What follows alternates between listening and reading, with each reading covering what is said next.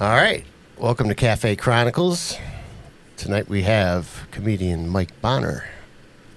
How are you, Mike? I'm fantastic. I'm great. I'm good. Yeah? Yes, this is a good day. It's good to have you here. Yeah, good to be here. Good to be seen and not viewed. That's the old brother say that. Yeah? How you doing? Oh man, I'm good, brother. Good to be seen and not viewed. Viewed is at the funeral. You don't want to be viewed. That's great. That's great. So, what you been doing? I've been delving into a lot of different things. You know, as a creative person, I don't want to just do comedy my entire life. Yeah? I love I've stand-up. seen that with you. I love stand-up comedy. I've been doing it since I was 22 years old, and I'm old now. And I love it, and I'm still getting gigs doing that. I'm working next week in Oakland, California, and also L.A., and then I'll be in Alaska. Oh. But I've been doing something that I love that I started when I was a kid, and I stopped because the talent at my high school was just above the rim, and I couldn't read music, so I quit. And singing, I've been enjoying my vocal endeavors as of late. I've heard you really, this past fun. Sunday. Yeah, and At Aretha's Jazz Jam. man, Scott Brunel is like the great coach. Yeah? He'll talk to you and get you right. And I want to get it right. Will I ever be some great jazz singer? Probably not, but I want to hold a note and stay in melody. And as the jazz cats say, you were in the pocket. Yeah. I want to be in the pocket and be able to do it with my comedy. Not with a whole band, maybe a keyboardist and tour with a keyboardist, and I sing a couple of songs, crack some jokes, and have a great show, more than just doing stand-up comedy. Sure. Like Steve Martin had his banjo. Bring something different to the day. Bring something different to the table. Don't just keep doing the same stuff over and over again. If I gotta just tell jokes the rest of my life, I'll go crazy. Yeah. I did a film recently that's doing really, really great. What film is that? We did a remake of a 70s blaxploitation movie called The Mac. And it was a great film back in the day. It's about pimping and hustling and pimping. Right. But this is what happens. The guy who's the original, and we had the rights to use his image in the movie. So it's really the guy who's the main character in the movie, the 70s movie. His grandson inherits those traits, those hood traits, and he becomes a hustler and a street dude. But while he's hustling, he has a fight with a prominent person's son, and he gets sentenced to 10 years in prison. But when he leaves to go to prison, he leaves a daughter who's 10 years old. When he comes back after 10 years, she's 20 years old, and she's being human sex trafficked. Oh. So our job is to find her. It's like an urban version of the movie Taken. Taken, yeah. I was just gonna say, It's high energy. The cinematography is awesome. They went and had some guys edit the film in Atlanta, and they did an amazing job. When I saw it, it premiered at the Fillmore Theater, and I was in awe of the work they did, because as good as your product is, if it's not edited right, you can have it can be well written and all that stuff, but if the people who editing the movie are not credible, it's going to look like something that's not credible. And this is out now? It'll be out in October. Oh, okay. Just recently, I flew to Las Vegas for the Las Vegas Film Festival. We won Best Cinematography, Best Picture, Best Screenplay, and guess who won Best Supporting Actor? Say what? I won Best Supporting Actor, man, and that kind of blew me away. Well, congratulations. Thank you very much. Left there and went to the Virginia Film Festival. He won Best Picture. Just recently at the Hollywood Global Film Festival, we won Honorable Mention, and the LA Film Festival, we won Best Picture. A Detroit-based film is doing some stuff right now. It should be on. It's in Miami this week at the Miami Film Festival. Making the rounds. So I'm hoping that the credibility proves to be Netflix worthy. 'Cause I need some Netflix money. Yeah. I need some Netflix money, baby. Is it going to be released? It's going to be released soon. In theaters? We did a theater run for like 2 weeks at the Imagine. Yeah. I don't think it'll be back in theaters. I think it'll be more streaming, more or less. It'd be great to see it again on a big screen. But I saw it the first time at the Fillmore. I didn't go see it at the Imagine. I should have. I didn't go see it. Oh yeah. So hey, can we talk a little bit about your comedy? Yeah, absolutely. Yeah, like I love jokes. Yeah. I love jokes. How did you jokes get started? love me. How did you get started? Like telling jokes. I know this is a standard question. Like, were you always a funny kid? Did you? that kind of See, thing. my mama had a rule. You can't make bad grades and bad citizenship. You got to pick a team. You can't come home with a bad grade and bad citizenship. So I was like a silly kid. I was a silly kid. If I had a bad grade, I had to have a 1 in citizenship. 1, 2, and 3. 3 being the worst. I had to have a 1. It wasn't going to be a bad grade and bad citizenship. You had to pick a team. But I had my teacher. I've always loved humor. Of course, I understood as a 70s kid watching Good Times and all those black shows on TV. But really let me know I understood humor when I started watching shows like MASH. MASH made me understand that I understood something about humor outside of being a black humorist. I understood both sides of the coin. So, and I really, really like shows like MASH and there was several shows on TV back then that I thought were Rockford Files. I thought those shows were amazing, well-written shows when I was a kid. And I liked those shows, but I also liked the urban shows that were on TV as well. And then as a kid, I started doing theater, plays. I was in The Wiz, a few other plays in my school, and I got the bug. But in high school, I did theater for like maybe a year or two at different high school theater troupes outside of my high school because they didn't have a theater troupe. They may have had one, but I didn't look into it. But I did it with a bunch of kids on the east side. And then I was in a summer program where I had a job producing a play, my summer job when I was like maybe 15 years old. And I did theater and just I love performing arts. So one day I was at my big brother's house, my play big brother named Michael. Mike, he's my brother's best friend for the Navy. We were watching Eddie Murphy Delirious. Great. And I'm watching Delirious going, that shit look fun. Can I say shit? Sure. I said, that look fun. That look fun. I'm going to try that one day. I was 19 years old. It took me 3 years to put it together. At 22, I went on stage for the first time at Mark Ridley's Comedy Castle in Royal Oak. I love playing that. I used to play it a lot. Don't play it too much anymore. At 22? At 22.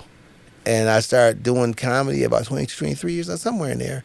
And I've been hooked ever since. Wow. I was gonna be a cop. And I won a competition from some competition on 9 Mile and Telegraph at a comedy club. In fact, it's one guy I hit him on Facebook, he didn't hit me back. He was a really handsome kid from, I thought, like a real preppy kid. Now he's always on somebody's Entertainment Tonight show or something like that. I can't think of his name right now. Jimmy Rhodes. Okay. He was in the competition. He's like a big name broadcasting guy. And I won the competition and I started doing stand-up comedy. And I befriended Tim Allen back then. Talked to Tim about being a cop or doing comedy. He said, man, you funny. You got to do comedy. Wow. And I just kept doing stand-up comedy all these years. Should have been a cop. I have retirement. But you love what you do, right? I love what I do. Yeah. If on my worst day, you'll never work a day in your life. I love what I do. On my worst day, if I don't have any gigs booked, I look forward to my next gig happening. Yeah. On my worst day, I love doing this. And on my worst day, I can go and do a comedy show or sing or something like that. And whatever I'm going through, because I went through a big thing, like my mom last month, it was terrible. Her health was declined, but she's back now. But on those moments, I find myself gravitating to my art form to do it, to relieve the stress. That's the way it works. It's worked that way. Do you find it hard to be serious? No. You never find yourself always wanting to make light of situations? No. I mean, I call it pouring honey on stuff. Yeah. Like I'm in the airport. You know what I mean, though? I don't mean in a serious situation, but you always want to be on. Right? No, I don't always want to be on. No? No. Okay. No. And I don't want a comedian around me who's always on. That's annoying. Would you please sit your happy ass down? Stop being happy. Stop being a joke. Everything is to drive you crazy. I love humor. I like to get, but sometimes don't just do it all day long. Yeah. Not all day long. Right. But I have moments of where I can get on the road. But I believe in pouring honey on stuff. I like comedy's my superhero power. Yeah. Lost my virginity telling jokes. Had a girl like, oh, she was so funny. I can't believe this. You got me laughing so hard. All of a sudden, I wasn't a virgin anymore. That's a true story. Damn. Was that at 22 at Mark Ridley's? That was I was an older cat. I wasn't no young kid. I wasn't like a 16-year-old kid. I wasn't that kid. I was like 19. Yeah. Yeah. I was a church kid when I was growing up. So have you been making a living doing comedy? Yes. Since 22? Yes. I delved off into some other things in the last, since like, I was trying to save a marriage and trying to do some things, and I took a job selling cars. If I had not been trying to save a marriage and have a responsible income, I would have never got a job. Yeah. But I mean, just really, I would have just wrote the comedy out, because I had some big touring days. I toured with Cat Williams. I toured Japan, Korea, played Europe. I worked the Carnival Cruise Line, and You did something with Jamie Foxx too, didn't you? Laffapalooza. Yeah. Yeah. I've been doing Jamie Foxx since I was in my early 20s. I used to hang out on the set of In Living Color, hang out on the set. Huh. My roommate in L.A., big brother, AJ Jamal, was the warm-up act. Every TV show has a warm-up act who warms the crowd up. Right. Well, he was a comedian who warmed In Living Color up. I saw J-Lo when she was young. I saw Damon Wayans young, Keenan, all those kids when I was a young kid. I did a skit with Damon Wayans and Jim Carrey when I was very young, when I lived in L.A. Damon invited me to come sit down. Come do the skit. And I got in the skit. He knows a stand-up. And he hooked me up. So, yeah, I've had some good years, or years I made some money. I said, wow, this is amazing. Then I had some years where I said, man, I should have been a plant dude. Yeah. I could have got a Chrysler GM job or something, maybe building cars. But I didn't. Have you always lived in Detroit? No. Moved Lived in around? L.A. for like 5 or 6 years. Lived in New York for 2 years. And Atlanta for a wasted year of my life. I call it a wasted year because Hollywood was not yet in Atlanta. Yeah. It wasn't like now. Like now, Atlanta is like L.A. It's so much production, so many production companies in Atlanta right now. That's what I heard. Well, when I lived there in 2000 and after Katrina, I lived there, and it was not like that yet. But it was a vibrant comedy scene, but not like it is now. Yeah. The comedy scene has made a comeback, has it not? And It's never gone away. I think social media changed the game. yeah. So those of people who weren't enlightened about what's funny can do this all day now and see Right. skits or these YouTube cats and do their thing. It's never gone away, I don't think. This was a comedy boom, was in the early 90s. I was around back then. I saw it was, cats, I worked with Bill Engvall and some names that were like big names back then. Jimmy J.J. Oh, yeah. Walker. Several cats who, from traveling. Yeah. Yeah. You did a thing on BET too, didn't you? I did Like an hour special on BET. Yeah. For a while, right? I did like 5 episodes of ComicView. Then I won a special. I did an hour comedy special. I have a special out right now on Tubi. It's called In the Living Room. Live in the living room. We shot it in Ohio, in Akron, because one of the OJs produced it. Really? And he shot it in a small little space. It's bigger space downstairs. It was a nice little opportunity. OJ's are going to be here on Saturday. The OJs are? Yeah. You joking? No. I got to call my boy up there. Yeah. They meet in the theater here. I wonder who's opening up for him. I don't know if anyone is. I'm gonna call him and ask him what's going on. Yeah, with there you go. I just got you a gig. But I'm doing something Saturday night. I'm doing a show for First Independence Bank. Corporate gig. I love it. The family's doing a big birthday party show. Happy, I don't know, they just rich. It's beautiful. Home is beautiful. Yeah. When I did a New Year's Eve show for him, I pulled up to the house. I was like, that bank money long. Yeah. That bank money, long money. They own First Independence Bank. They're really beautiful people. Yeah. We were on the phone yesterday. That's Just great. planning the show out. They were like just very humble and gracious people. I love working for them. Are those fun to do, like the private events like that? Yeah, they pay money. They pay corporate shows. They pay the best money, really. But are they fun? They're fun, yeah. But they pay money. They pay money, and it's fun. They're gonna have flamethrowers. Different folks. They have a University of Michigan swim team. They have a pool in the yard. And they're gonna do like a.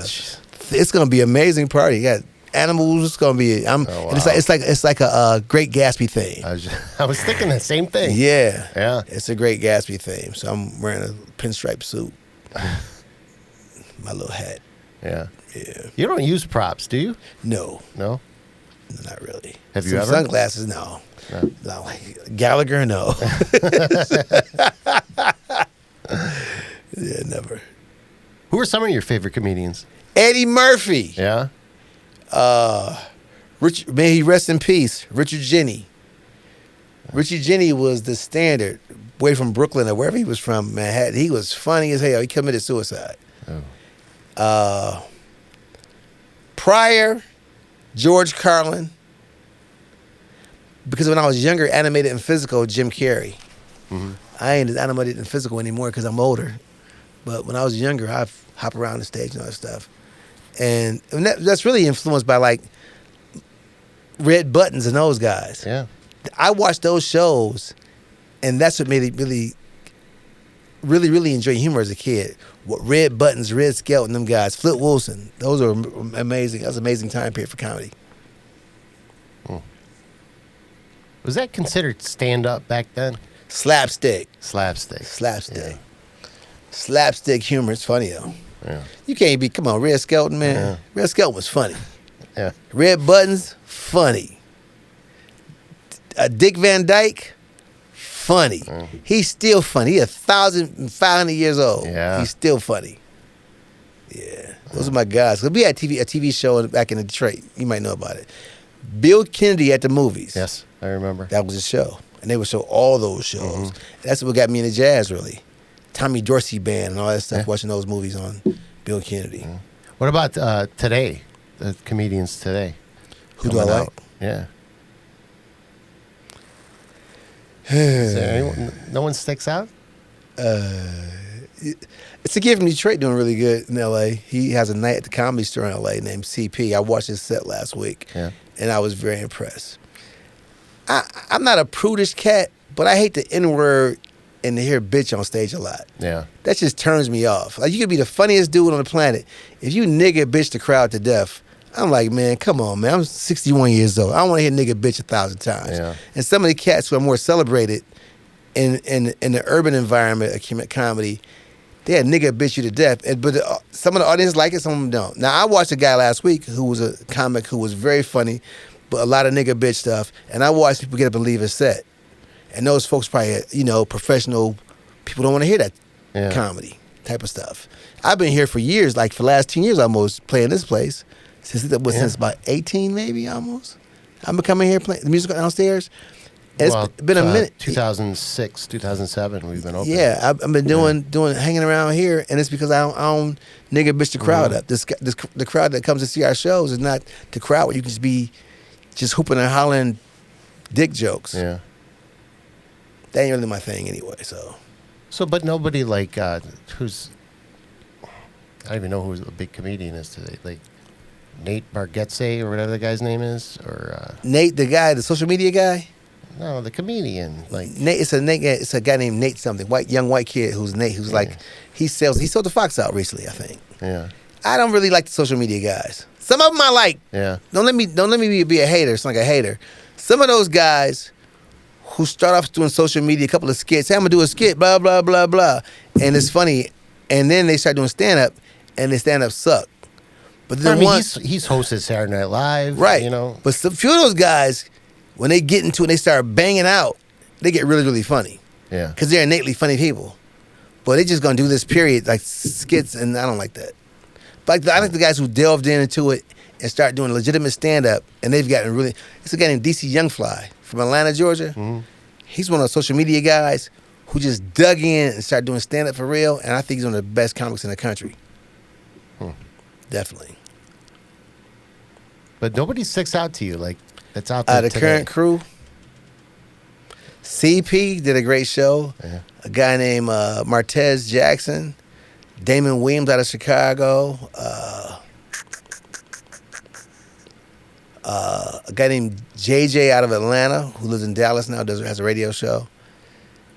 Tiffany Haddish Yeah. did a show with her recently. She's a sweetheart. And she can sing. She went to a spot, an open mic, jazz spot I told her about. I was sick that night. We were going to meet and do some songs. But she went, and I was at home, sick as a dog. And she went and sang like 15 minutes of jazz songs. That's going to be you soon. I hope so.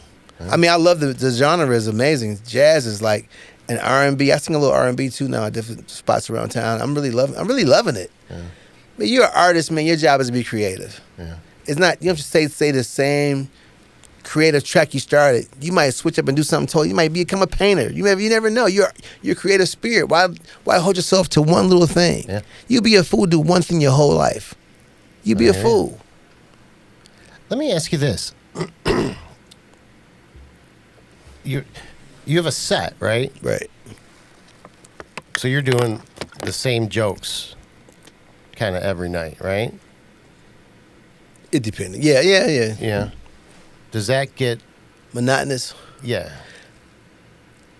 I kind of add in some stuff I add some new stuff in. That's I was going to ask you.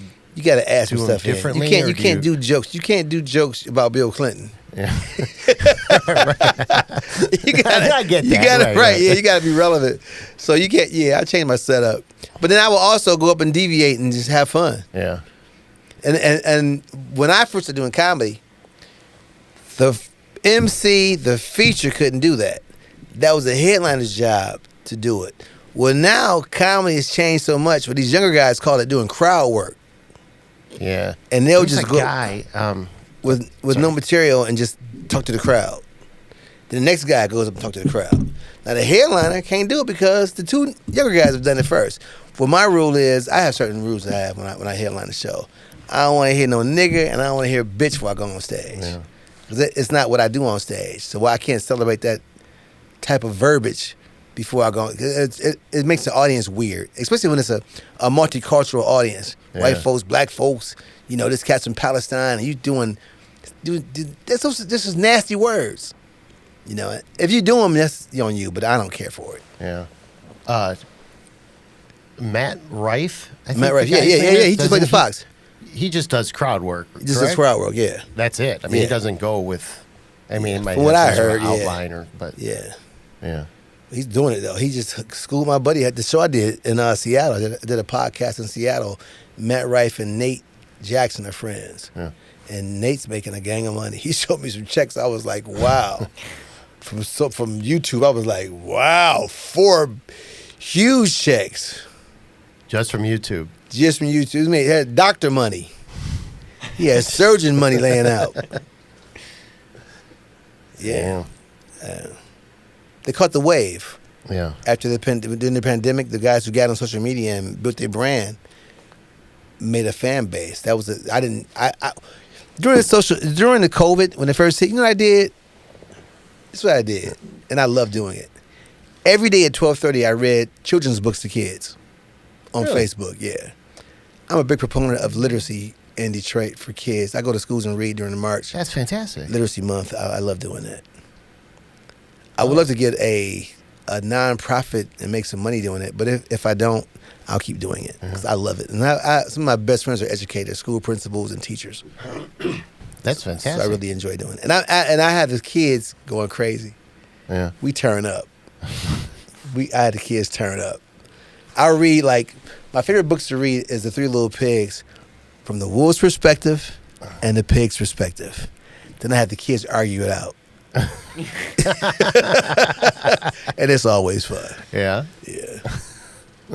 It's always fun. That's very interesting. It makes the kids listen. Yeah. And I'll animate the stories of it. I'll become the pig. I'll become the wolf. Yeah.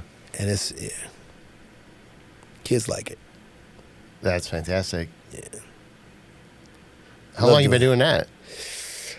I started reading the kids. 1990. Oh, wow. Before I got married. 1996, 7. Yeah. I was in Virginia, and this very beautiful teacher was in the crowd. And we talked for a second, that stage on back and forth. Back. And then after the show, we talked, had a drink. And I said, you teach school? And she said, yeah, I want to come read to your kids.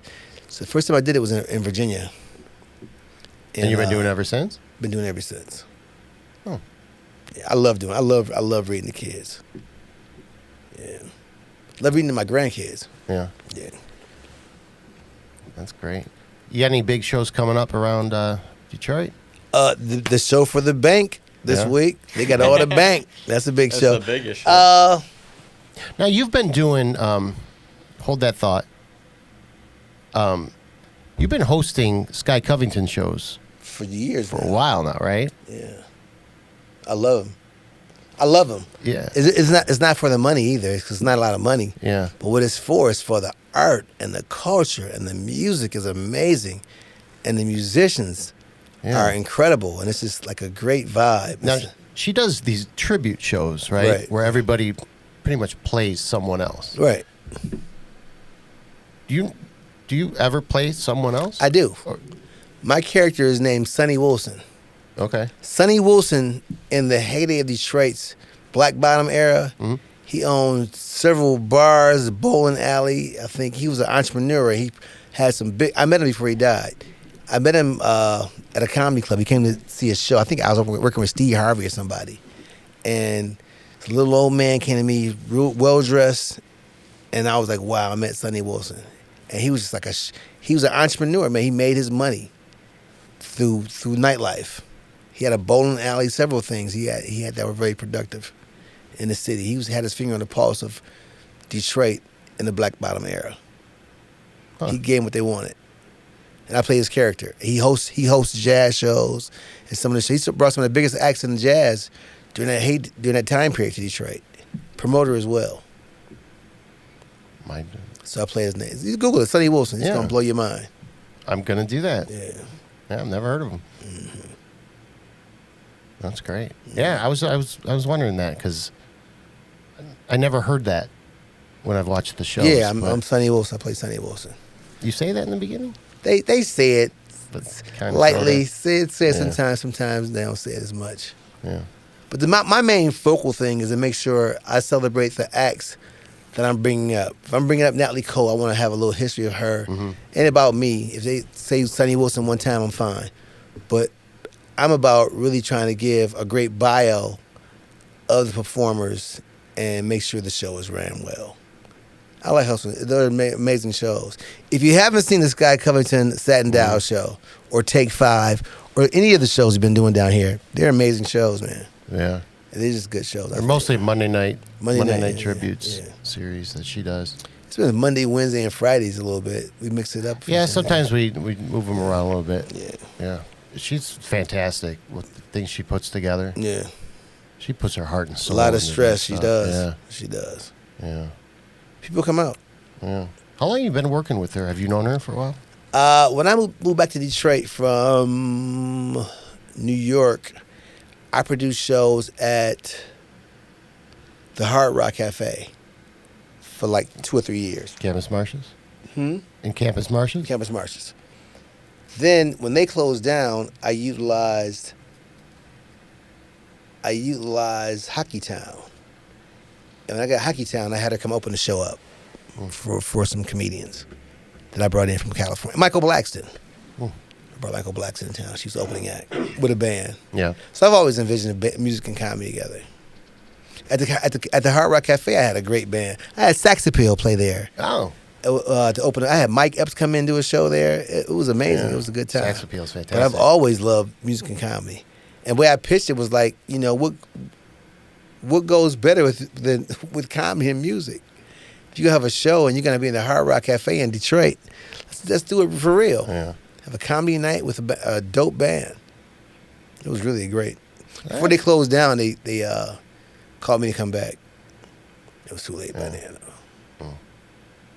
I'm just thinking about like music and comedy and certain things are popping in Think my about the head. Friday night music machine. We were kids. One of those shows. They always Not had a really, comic but- on. Yeah. Saturday night music, something. It was something rock and roll Saturday night. It was some show they had. Yeah. And they would show like George Carlin with a band, a rock band. It was good.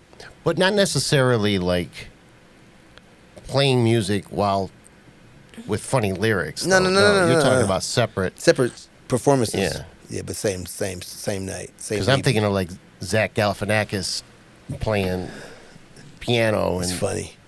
He's hysterical, but he lost that weight. He lost some money. Yeah. That kind of affected his pockets. You don't see him as much anymore. Yeah. The fat Zach got money. The slim Zach, That's odd. sexy Zach don't get the money he Yeah. was getting. The Ozempic Zach, he ain't getting that bread the way he was getting bread at first. Yeah. Hilarious. Those movies, what it called? Hangover? Man, that first one was amazing. Yeah. He's funny. Yeah, but I was just thinking, like, people get up there and they play guitar or something, and they do their jokes like while Adam playing Sandler. their guitars. Adam Sandler Yeah, does that. Yeah. things like that. I saw him. I I met him can once. give and take that kind of thing. Yeah. Because it gets kind of irritating. I went and saw Barry Manilow, and he had a fantastic show, by the way. I was very surprised. Really? Yeah.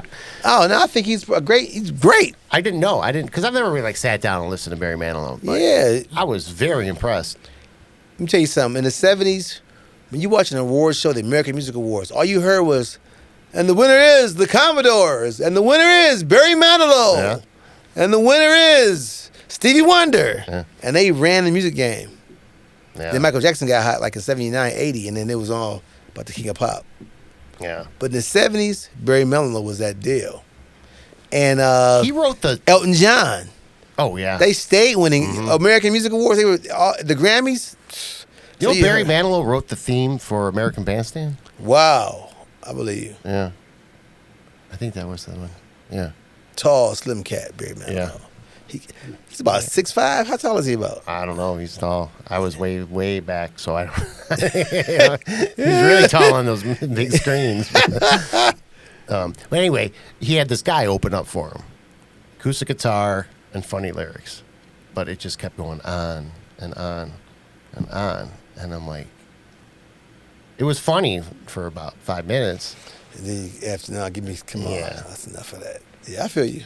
So, I say I am about house music. yeah. Give me house music for about 5 songs. Yeah. You got to give me something else, some Charlie with something different than Yeah. that. I need a variety. You need a variety. I like that. If you come into my crib in my apartment, it shocks folks when they see the art I have on my walls. Yeah. What do you got? A big painting of David Bowie. A painting? Yeah. Huh? Yeah. A big painting of David Bowie. Why is that shocking? And an alley. Because a lot of brothers they got a picture of David Bowie Oh. in the house. Yeah. Oh, it's a nice painting too. I bought it at an art store in Memphis, Tennessee. Yeah. Yeah. It was just a nice and Ali next to it. So yeah. The first record I ever bought in my life, when I was a kid, I had to have this record, was Fame, David Bowie. Saved my money, walked to the record store and bought Fame. Fame. Yeah. That's my jam to this day. You know what I just heard? You know there's like a vibrato or delay on that. That was an accident.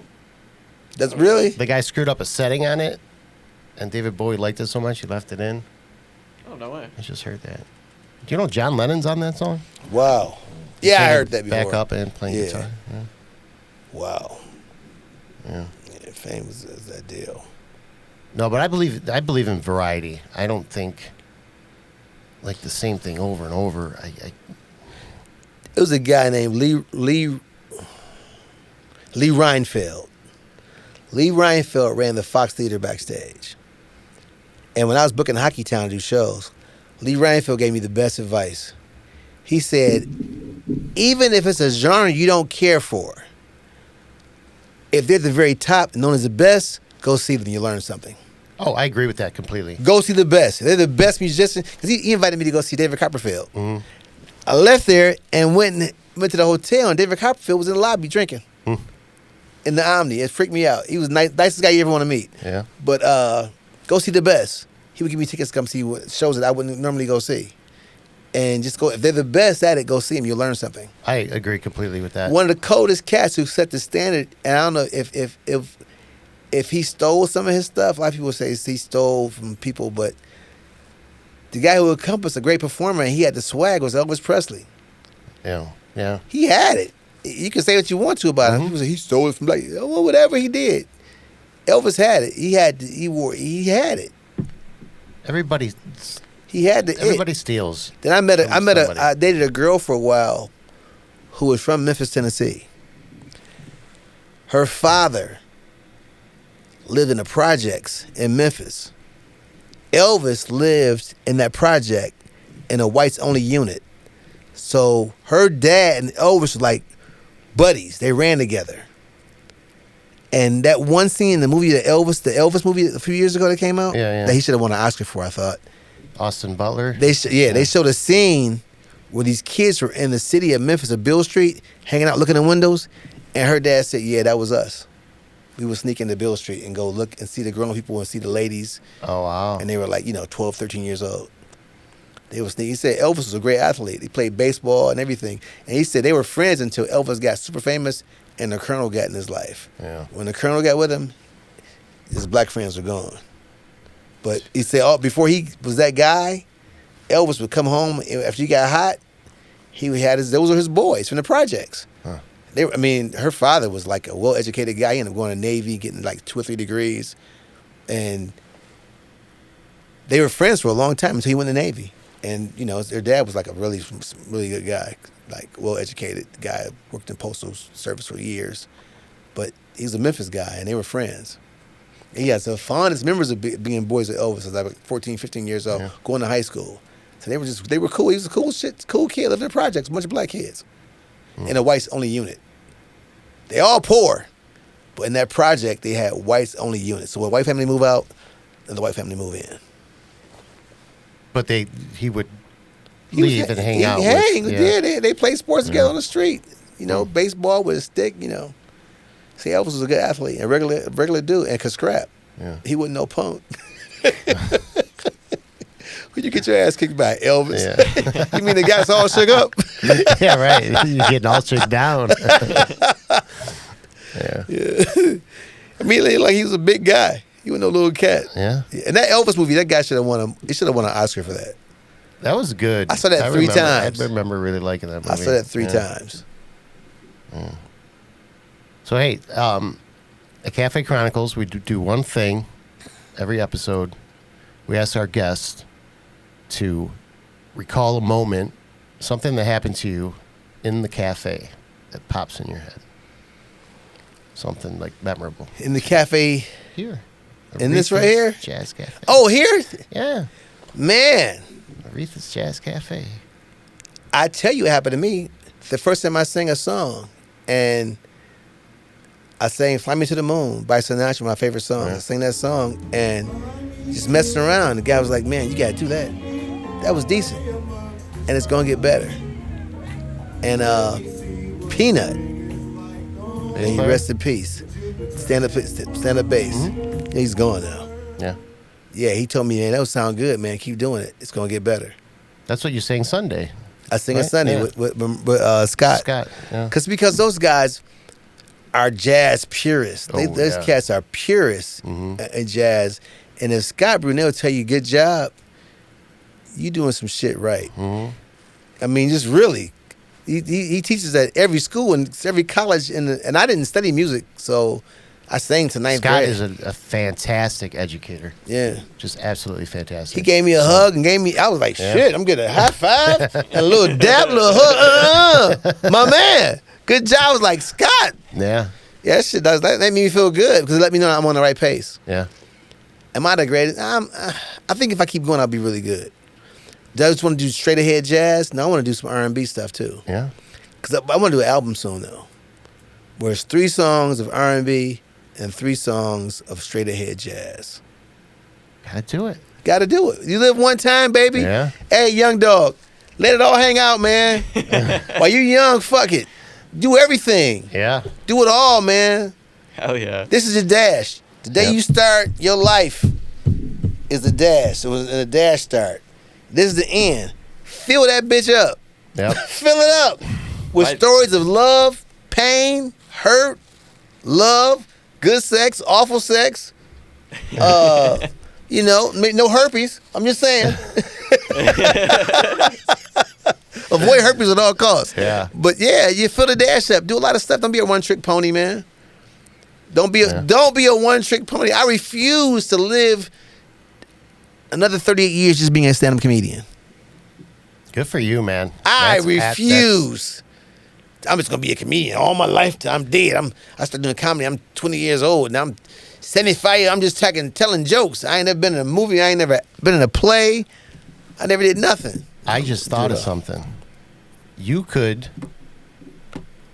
at one of Sky's tribute shows, get the vocals ready. You could be Ray Charles. That would be interesting. I could. Right? Look at him. Look at him. Right? Hey, everybody. Something gonna happen tonight. See? Come here, girl. Let me feel your wrist. Now, let me feel your wrist. Don't let the smooth taste fool you. All right. I was born by Grand River. All right, Mike. You got a good show here, man. This is nice. Got the little, this is nice. Yeah. Do you have those big posters, artistic posters someplace where they have the shows and you keep the posters? We have a few of them. I mean, like from just any show. Yeah. We have a few of them. We have the archive. Have you ever seen the archive room? No. No. I'll show you that after this. We have an archive room that we do have tours that we give. Let me tell you something. Archive. My best friend, who's no longer my best friend anymore, your Oh. best friend since 9th grade. I still love him, but he called me his best friend. I hope he does. Mm-hmm. I met this guy in 9th grade, man, walking down Wyoming, and we saw $10 on the ground. And I'm an athletic dude. I was playing football and running track, whatever. And he wasn't an athletic dude at all. Chubby dude, about 5'6". But when we both went for the money, he dove on it. But when he got up, he split it with me. And that started our friendship off in 9th grade. We've been friends all these years, but our friendship is sort of, he's very political. Oh. He's right-wing political. His views are like, he won't tolerate anything if it's not conservative value. And I ain't living like that. I ain't all conservative about everything. Some things I'm very conservative about. Some things I'm not. I'm liberal about. I ain't a one-trick pony politically. And he's like that one staunch. And he did my radio show for a long time. He would do it when, like, every time we had an election, he would come on the air. I was at my show during both Trump's first win. And he was anti-Trump. And now he's like probably one of the major black Republicans in the country as far as without holding a position. He just flipped like that? He just flipped like that. And he's a Muslim. He was grew up a Muslim. His dad was a jazz singer. Huh. Yeah. His sister this made me think about him. His sister had an apartment where now the parking lot is. That was a cold apartment building back in the 80s, like 81, 80. Where? It was very next door where the parking lot is. Here? Here. Yeah. It was a nice apartment building, and Shahida's a jet. You've had Shahida Nurali in here? I know Shahida, sure. She lived next door. Oh. Shahida, yeah. Okay. There was a club, like not this parking lot, but the parking lot across the street. There was a jazz club. It was called like 335 or something that you went underneath. What year was that? You know Shahida? Oh, yeah. That's my girl. That's my boy's sister. Fantastic vocalist. Yeah. Oh, yeah. Pure. Yeah. I took some lessons with her a couple of times. Really? Yeah, she hardcore. She was in my face. Yeah. Because me and her brother, like, that's my boy. Yeah. Well, it was my boy. When I used to book the Jazz Fest, I'd book her all the time. The Jazz Fest. On Labor Day weekend. Right. Detroit International You booked Jazz some of that? Fest. Yeah. Okay. Yeah, for a while. I want to host some of that. Yeah. That's this weekend. I want to host some of that this weekend. Who do I talk to? No, I don't know. I know anymore. they can't host the whole weekend. You'd be tired as hell. I used to host too. Really? Huh? Yeah, I want to host some of that one year. That'd be fun. I want to sing there one day. As Ray Charles? As anybody. Some jazz standards. Yeah. That'd be great. Host and sing a little jazz. It could be a cappella. Just mess around with a song. You can do it. I love it. I love it. I believe I can do it. I believe the sky's the limit, baby, and the limit is the sky. Yeah. It is, man. You young, man. The sky's the limit, baby. It's the limit is the sky. Go for it. All right, Do it, Mike do Bonner. it. Thank you so much for doing Thanks, this. man. I finally made it in, man. All right. This is. was I do fun. like Ray Charles. Yeah. Everybody say yeah. All right. That'll Thank you be so deep, much yeah. for doing this. Thanks, man. I appreciate right. you, bro. Yep. Hope it was cool for you. This Yeah, have fun. is a nice little setup. This is a nice setup. Only had this show about 5 years now. Cafe Chronicles? Yes.